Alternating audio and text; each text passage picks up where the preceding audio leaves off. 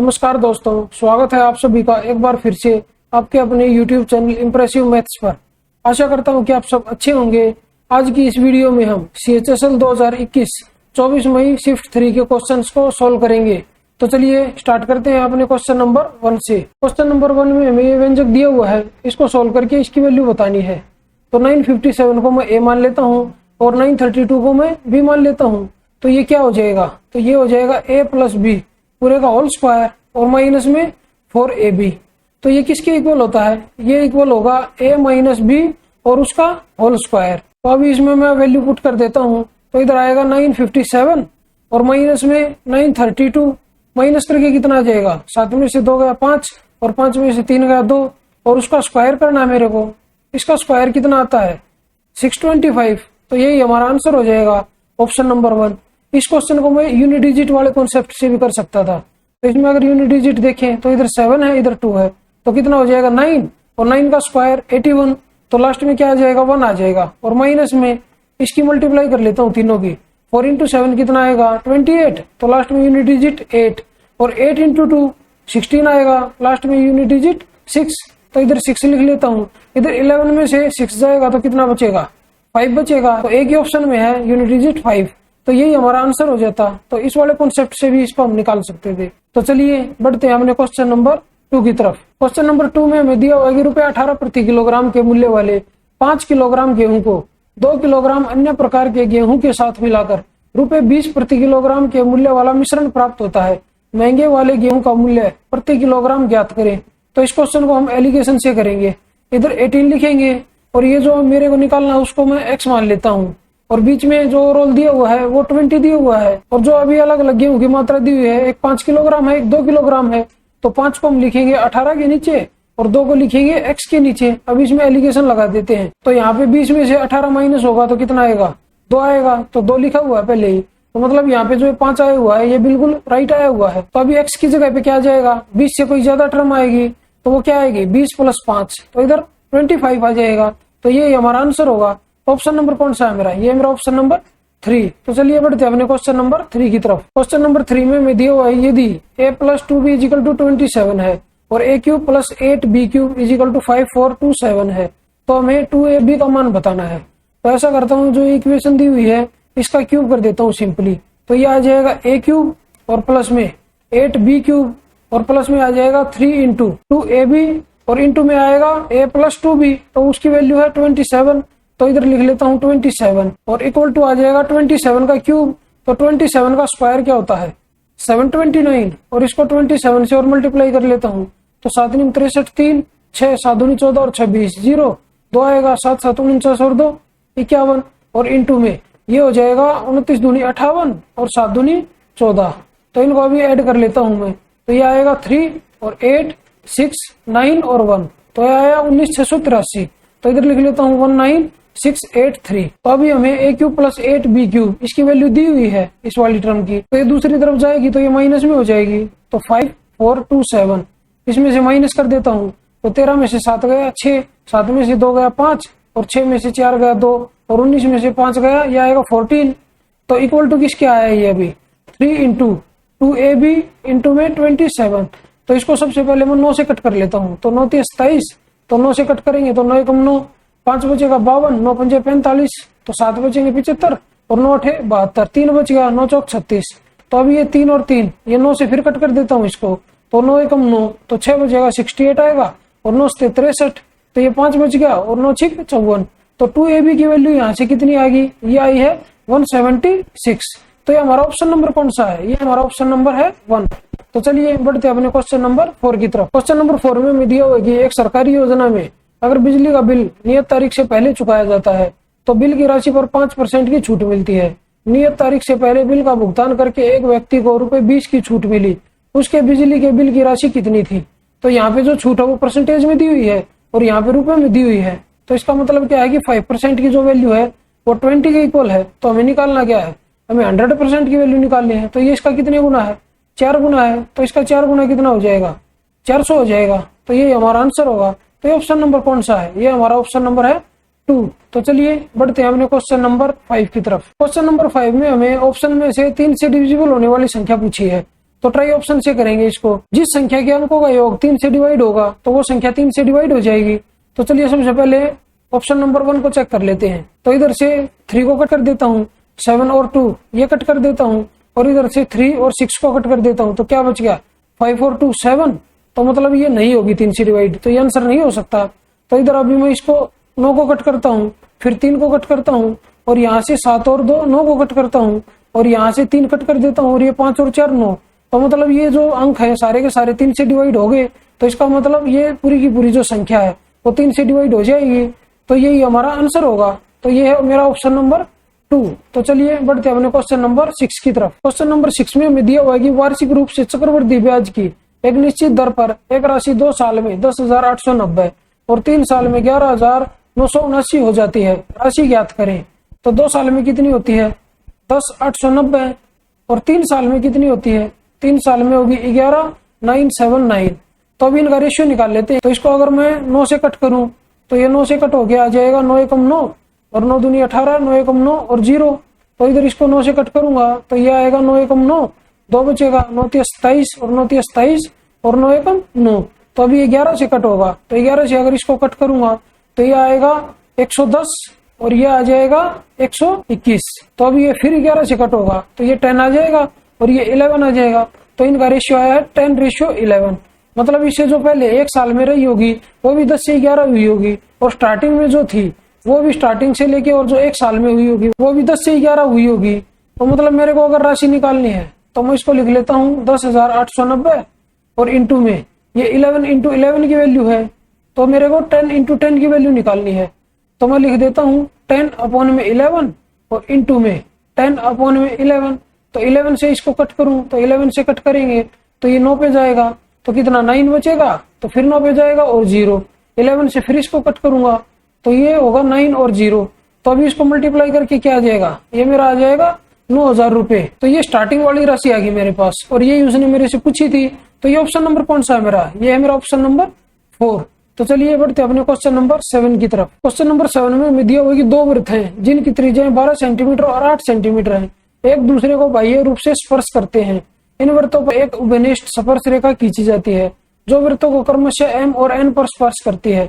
MN की लंबाई centimetre में क्या होगी। तो 2 सर्कल दिए हुए हैं मेरे को, एक की रेडियस है 12 और एक छोटा सर्कल दिया हुआ है, इसकी रेडियस है 8। तो इधर से मैं सेंटर मान लेता हूँ ये दोनों के, और इसको मिला देता हूँ तो ये रेडियस है 12, और इधर से इसको मिला देता हूँ तो ये रेडियस है 8। तो अभी दोनों वृत्तों की एक स्पर्श रेखा ले लेता हूँ मैं।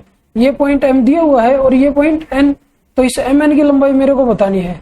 तो इधर से दोनों को मैं मिला देता हूँ, ये दोनों के बीच की डिस्टेंस है, सेंटर्स के बीच की डिस्टेंस, तो इसको मैं D मान लेता हूँ। अब इन रेडियस को इसको मैं R1 मान लेता हूँ और इसको R2 मान लेता हूँ।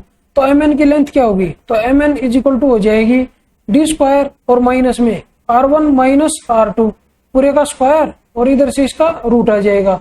तो D² क्या है इधर से, तो ये R1 + R2 ही है D²। तो ये R1 + R2 होल स्क्वायर और माइनस में R1 - R2 का होल स्क्वायर और उसका रूट। तो ये क्या आ जाएगा, ये आ जाएगा R1 + R2 इसका होल स्क्वायर और माइनस R1 - R2 इसका होल स्क्वायर और इसका रूट। तो ये MN की वैल्यू आएगी। और इधर से अभी ये वाला फॉर्मूला बन गया A + B का whole square minus A - B का होल स्क्वायर। ये किसके इक्वल होता था, ये होता था 4R1 और R2 और उसका रूट।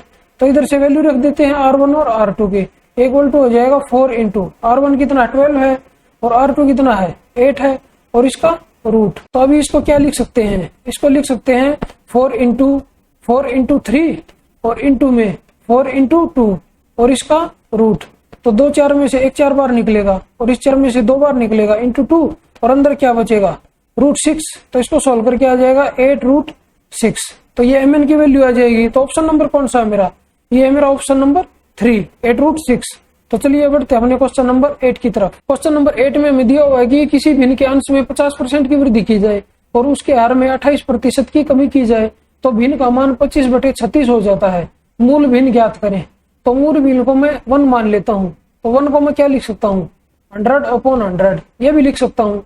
अभी उसने बोला है कि उसके अंश में 50% की वृद्धि कर दी तो ये कितना हो जाएगा 150 और अपॉन में उसके हर में 28% की कमी तो ये आ जाएगा 72।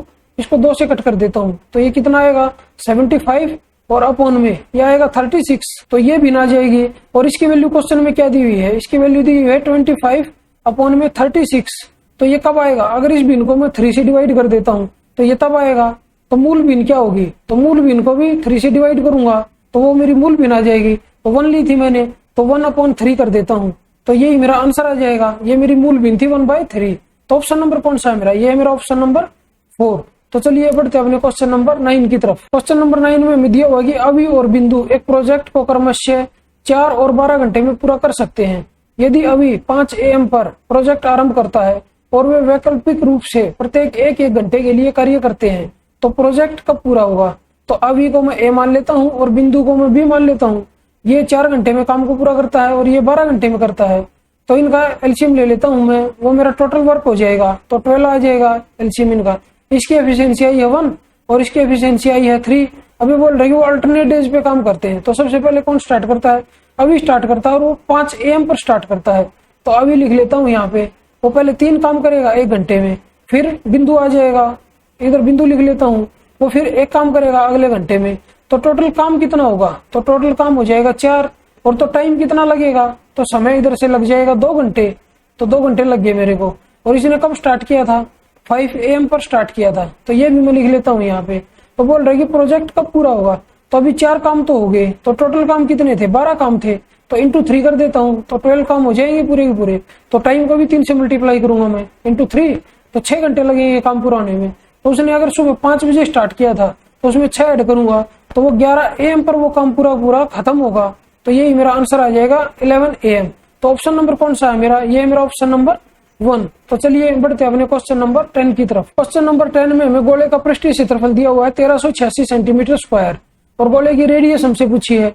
तो गोले का पृष्ठीय क्षेत्रफल क्या होता है, 4πr² और उसकी वैल्यू है 1386। तो चलिए अभी इसको सोल्व करते हैं। तो इसको लिख सकते हैं 4 इंटू पाई की वैल्यू होगी 22/7 और इंटू में r² इक्वल टू हो जाएगा 1386 के। तो अभी ये 11 से कट होगा, तो ये 11 दूनी 22, तो 11 से इसको कट करूंगा तो 11 का 11 28 बचेगा, 11 दूनी 22 6 बचेगा और 11 6 66, तो 6 आया। अभी इसको मैं 2 से कट कर लेता हूँ, तो 2 से ये कट हो गया, आ जाएगा 2 6 12 और 2 3 6। तो इधर से r² की वैल्यू क्या आ जाएगी 63 और इंटू में 7 और अपॉन में आएगा 4। 63 को मैं क्या लिख सकता हूँ, इसको मैं लिख सकता हूँ 9 इंटू 7 और इंटू में 7 अपॉन में 4। तो इधर से r की वैल्यू क्या आ जाएगी, r की वैल्यू आ जाएगी 3 इंटू 7 और अपॉन में 2। इसको सोल्व करके क्या आएगा 21/2 और ये इक्वल टू हो जाएगा 10.5 के। तो ये r की वैल्यू आई, वही उसने क्वेश्चन में मेरे से पूछी थी। तो ये ऑप्शन नंबर कौन सा है मेरा, ये है मेरा ऑप्शन नंबर 3। तो चलिए बढ़ते हैं अपने क्वेश्चन नंबर 11 की तरफ। क्वेश्चन नंबर 11 में हमें दिया हुआ है कि किसी वस्तु को अंकित मूल्य से ₹28 कम में बेचने पर भी एक दुकानदार को 20% का लाभ होता है। यदि वस्तु का क्रय मूल्य 560 रुपए है तो इसे अंकित मूल्य पर ही बेचा जाता, तो लाभ प्रतिशत कितना होता। तो क्वेश्चन में मेरे को सीपी दिया हुआ है, तो सीपी इज इक्वल टू है 560। अभी उसने बोला कि 20% का लाभ होता है, तो इधर से मैं एसपी निकाल सकता हूँ। तो एसपी मेरा हो जाएगा इसका 20%, तो इसमें 112 और ऐड करना पड़ेगा मेरे को। 112 ऐड होके कितना आ जाएगा, ये आ जाएगा 276। तो एसपी आया मेरा 672 रुपए। उसने बोला कि किसी वस्तु को अंकित मूल्य से 28 कम में बेचने पर भी, तो अंकित मूल्य में से अगर मैं कुछ कम करूंगा तो मेरा सेलिंग प्राइस आएगा। तो वो कितना आया है 672, 28 माइनस करने के बाद आया है। अगर इसमें मैं 28 ऐड कर देता हूँ तो ये मार्क प्राइस आ जाएगा। तो मार्क प्राइस हो जाएगा, इसमें 28 ऐड कर देता हूँ तो ये हो जाएगा 700 रुपए। तो मार्क प्राइस अभी 700 रुपए है, कॉस्ट प्राइस इतना है। तो उसने बोला कि अगर उसको मार्क प्राइस पर ही बेच दे, मतलब 700 रुपए में ही बेच दे, तो उसको कितना प्रॉफिट होगा। तो खरीदा कितने में था मैंने 560 में और बेचूंगा कितने में 700 में, तो कितने का प्रॉफिट हुआ यहाँ पे 140 का, और कितने के ऊपर 560 के ऊपर और इंटू में 100, क्योंकि परसेंटेज में बताना है। तो 0 से 0 कट होगी और 14 से 4 पे कट होगा, ये 4 से ये 25 पे कट होगा, तो इक्वल टू किसके आ जाएगा 25% के। तो इतना प्रॉफिट होगा मेरे को मार्क प्राइस पे बेचने पे। तो ये कौन सा ऑप्शन है मेरा, ये है मेरा ऑप्शन नंबर 4। तो चलिए बढ़ते हैं अपने क्वेश्चन नंबर 12 की तरफ। क्वेश्चन नंबर 12 में हमें दिया होगी 2 प्रत्याशियों के बीच हुए एक चुनाव में पात्र मतदाताओं में से 80% ने अपना वोट डाला। मतलब जो वोट डालने वाले टोटल बंदे थे उनमें से 80% ने अपना वोट डाला। और अभी नेक्स्ट दिया हुआ कि डाले गए 5% मतों को अवैध घोषित कर दिया गया। मतलब जितने भी वोट डाले उसमें से 5% इनवैलिड हो गए। तो अभी क्या बोल रहा है कि एक प्रत्याशी को 10,554 मत मिले, जो कुल वैध मतों का 75% था। पात्र मतदाताओं की कुल संख्या ज्ञात कीजिए। तो पात्र मतदाताओं की संख्या को मैं x मान लेता हूँ और इनटू में इसमें से कितने परसेंट ने वोट डाला, 80% ने, मतलब ये हो जाएगा 4/5 इसका x का, और इनटू में कर देता हूँ। अब ये बोल रहा है कि 5% मतों को अवैध घोषित कर दिया। तो ये टोटल कितने थे, ये मत जो डले थे वो हैं, और इसका 5% क्या हो गया, अवैध हो गए। तो वैध कितने बचेंगे, 95/100। तो लिख लेता हूँ 95/100, और इनटू में क्या आएगा, ये वैध मत है और इनका 75% एक प्रत्याशी को मिला है, और उसकी वैल्यू क्या है 10,545। 75% को मैं क्या लिख सकता हूँ 3/4, और इसकी वैल्यू कितनी दी हुई है क्वेश्चन में, ये दी हुई है 10,545। अभी इसको कट कर लेते हैं, ये 5 से कट होगा 19 पे, ये 5 से कट होगा 20 पे, ये 4 से 4 कट हो जाएगा। अभी इसको 19 से अगर कट करूं तो ये 19 से कट होगा, 19 एकम 19, तो इधर आ जाएगा 19 पंजे 95। तो बचेगा कितना, 10 बचेगा, 104 आएगा। तो फिर आएगा 19 पंजे 95, तो फिर 9 बचेगा, 19 पंजे 95, तो 555 आया।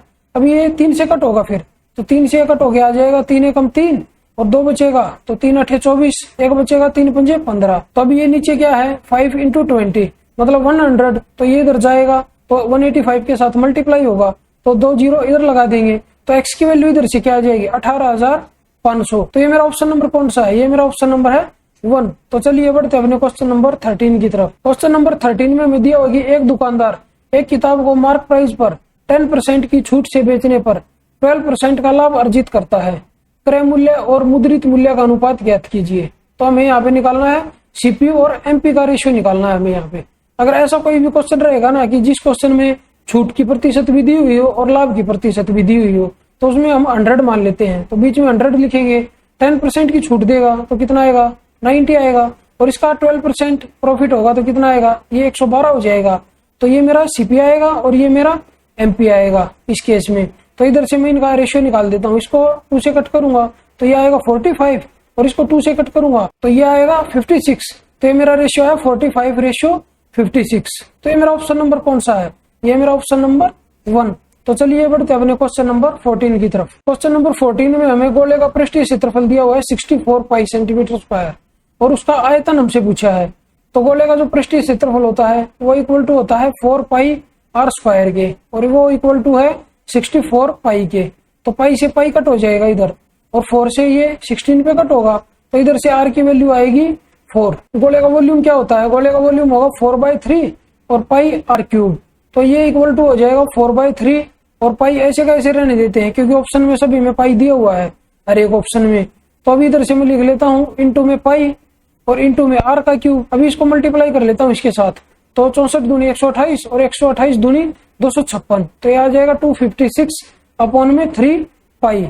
तो ये ऑप्शन नंबर कौन सा है मेरा, ये है मेरा ऑप्शन नंबर 2। तो चलिए बढ़ते हैं अपने क्वेश्चन नंबर 15 की तरफ। क्वेश्चन नंबर 15 में हमें कोट 75 डिग्री की वैल्यू दी हुई है 2 - √3। तो हमसे पूछा है कि कोट 15 डिग्री की वैल्यू क्या होगी। tan 15 और कोट 15 की जो वैल्यूज हैं वो इंपॉर्टेंट वैल्यूज हैं, उनको हमें डायरेक्ट याद ही कर लेना चाहिए। तो कोट 15 क्या होता है, तो ये होगा 2 + √3, तो कोट 15 ये होगा। और tan 15 क्या होता है, tan 15 डिग्री ये होगा 2 - √3। तो इधर से जो आंसर पूछा है तो वो डायरेक्ट ही मेरे को याद होता, अगर ये वैल्यू मेरे को याद होती तो मैं डायरेक्ट टिक कर देता 2 + √3 को यहाँ से। लेकिन जो ये दिया हुआ है अगर इसके अकॉर्डिंग सोल्व करूं तो इसको मैं क्या लिख सकता हूँ, कोट 75 को इसको मैं लिख सकता हूँ tan 15 डिग्री = 2 - √3, क्योंकि इसको मैंने लिख लिया 75 को 90 - 15 डिग्री। तो अभी अगर इधर से कोट 15 डिग्री में निकालूं तो ये हो जाएगा 1/2 - √3, और इसको रेशनलाइज करेंगे तो ये प्लस में ऊपर आ जाएगा, और इंटू में 2 + √3 और अपॉन में ये आएगा, और इसको सोल्व करके क्या आएगा 2 + √3 और अपॉन में आएगा 4 - 3, तो 1 आ जाएगा। तो ये हमारा आंसर हो जाएगा। तो अगर ये वैल्यू डायरेक्ट याद होती तो भी मैं टिक कर सकता था। तो चलिए बढ़ते अपने क्वेश्चन नंबर 16 की तरफ। क्वेश्चन नंबर 16 में हमसे पूछा कि संख्याओं 5, 6 और 8 का चतुर्थानुपाती क्या है, मतलब फोर्थ प्रोपोर्शनल हमसे पूछा है। तो ये क्या होता है BC/A। तो A क्या है यहाँ पे, ये A है, ये B है और ये C है।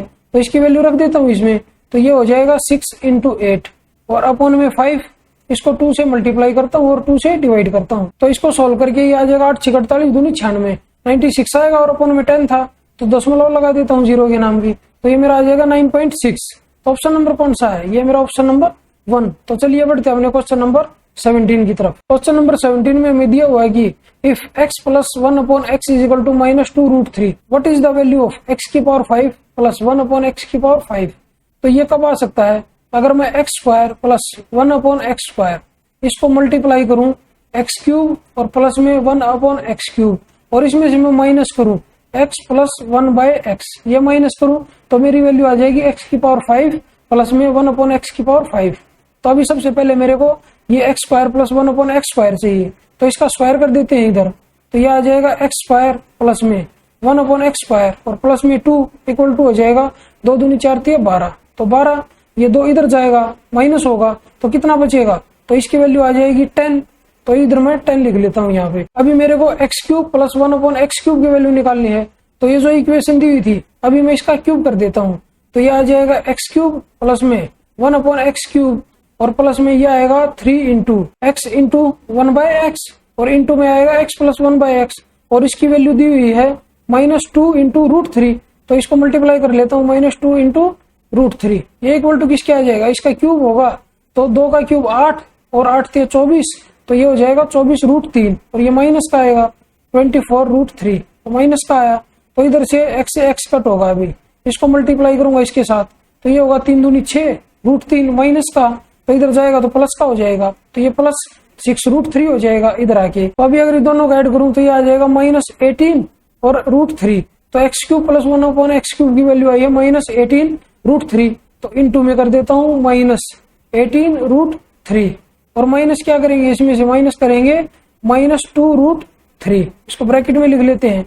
तो इसको अगर सोल्व करें तो इन दोनों को मल्टीप्लाई करके क्या आ जाएगा -180√3 और ये माइनस और माइनस प्लस हो जाएंगे और प्लस में 2√3।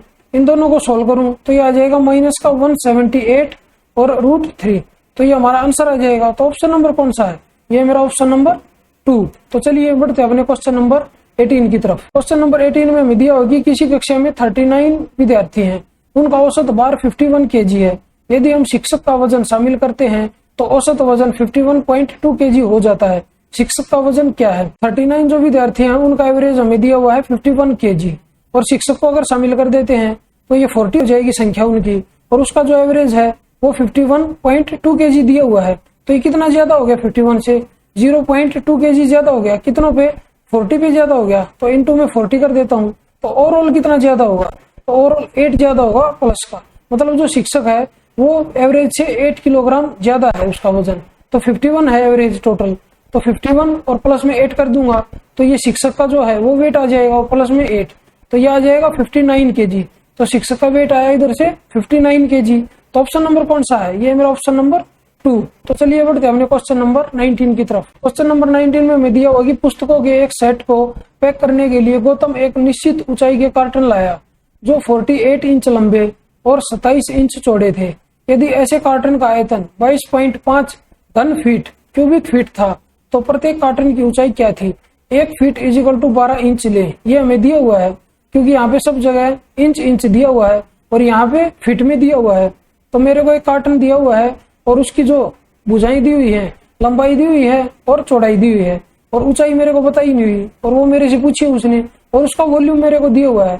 तो जो उसका वॉल्यूम होगा वो किसके इक्वल होगा, लेंथ इंटू ब्रेड्थ और इंटू में हाइट, ये इक्वल टू किसके आ जाएगी 22.5 घन फीट। तो फीट और इसका क्यूब इसके इक्वल है। तो लेंथ कितनी दी हुई है 48 इंच और इंटू में ब्रेड्थ कितनी दी हुई है 27 और इंटू में हाइट मेरे को निकालनी है, ये इक्वल टू हो जाएगी 22 और दशमलव को हटा के अपॉन में 10 कर लेता हूँ, अपॉन में 10 और इंटू में ये फीट का क्यूब है, feet into feet into feet 3 बार लिखना पड़ेगा और 1 foot is equal to 12 inch ले, तो इसको मैं इंच में कन्वर्ट कर लेता हूँ। तो इंटू में कर देता हूँ 12 इंटू 12 और इंटू में 12। तो अभी इसको कट करेंगे तो ये 12 से कितने पे कट होगा, 4 पे कट होगा। अभी ये 4 से 3 पे कट होगा यहाँ पे और ये 3 से अगर इसको कट करूं तो ये 9 पे कट होगा। अभी इसको अगर मैं 9 से कट करूं तो ये 9 से पूरा कट हो जाएगा, 9 दूनी 18 और 9 पंजे 45। अभी ये 5 से कट होगा तो 5 5 25 और 5 दूनी 10, तो ये 2 से कट होगा 6 पे। तो एच की वैल्यू इधर से कितनी आ जाएगी, ये आ जाएगी 5 6 30 इंच। तो ये ऑप्शन नंबर कौन सा है मेरा, ये मेरा ऑप्शन नंबर 2। तो चलिए बढ़ते हैं अपने क्वेश्चन नंबर 20 की तरफ। क्वेश्चन नंबर 20 में दिया हुआ कि निम्नलिखित पाई चार्ट एक कॉलेज पार्टी में 60 छात्रों द्वारा पहनी गई विभिन्न रंगों की पोशाकें दर्शाता है। पाई चार्ट का अध्ययन कीजिए और नीचे दिए गए प्रश्न का उत्तर दीजिए। तो क्वेश्चन में हमसे क्या पूछा कि पीले रंग की पोशाक 10% का प्रतिनिधित्व करने वाले त्रिज्याखंड पहनने वाले छात्रों की संख्या कितनी है। तो जो येलो कलर पूछा उसका हमसे पूछा है वो कितने हैं, 10% है। और टोटल कितने थे, 60 थे, और उसका 10% कितना होगा, 6 हो जाएगा। यही हमसे पूछा था। तो ऑप्शन नंबर कौन सा है मेरा, ये मेरा ऑप्शन नंबर 2। तो चलिए बढ़ते हैं अपने क्वेश्चन नंबर 21 की तरफ। क्वेश्चन नंबर 21 में हमें दिया होगी निम्न ग्राफ विगत कुछ वर्षों में 3 अलग अलग कंपनियों पी, क्यू और आर द्वारा बिजली के तार के उत्पादन के आंकड़े 1000 टन में दर्शाता है।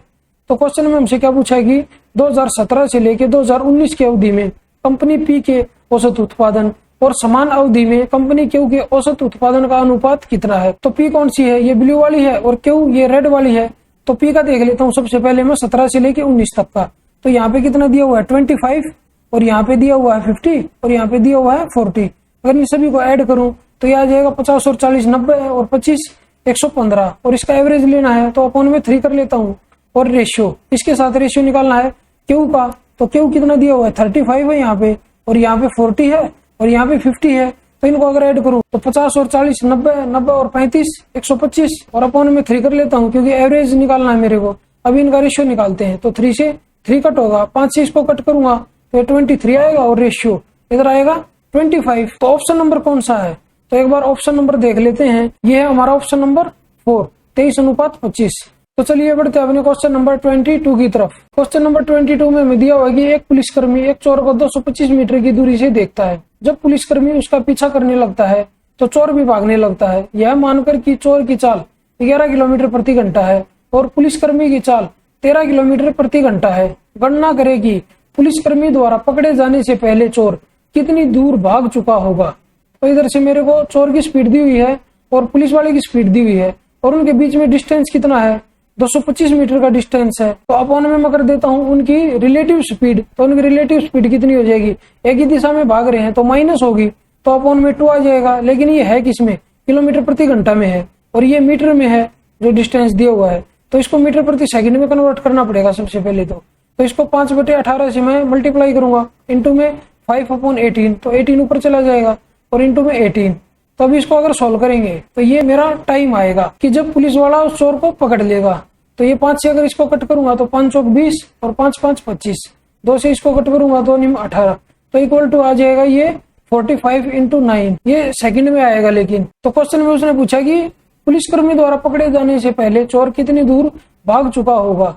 तो इसमें जो चोर की स्पीड है 11 किलोमीटर पर आवर है, तो इसको मैं 11 से मल्टीप्लाई कर देता हूँ, 45 × 9 और इंटू में 11। लेकिन ये किलोमीटर प्रति घंटा में है जो चाल है, इसको मीटर प्रति सेकंड में कन्वर्ट करना पड़ेगा, इंटू में 5/18 से मैं इसको मल्टीप्लाई कर देता हूँ।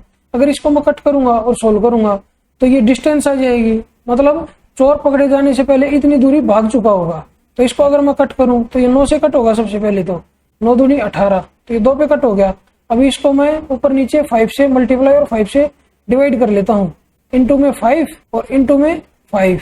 अगर इसको मैं मल्टीप्लाई करूँ 5 5 25, 25 और 45 कितना होगा, 25 पंजे 125, 5 12 बचेगा इधर, 25 चौका 100 और 12, तो ये आ जाएगा 112, और इंटू में 11 और अपॉन में आएगा 10। अब इन दोनों को मल्टीप्लाई करूं तो ये मल्टीप्लाई करके मेरा आ जाएगा 5 7, और इधर से आएगा 3, और ये 2 और ये 1, और अपॉन में 10 था तो यहाँ पे दशमलव लगा देता हूँ।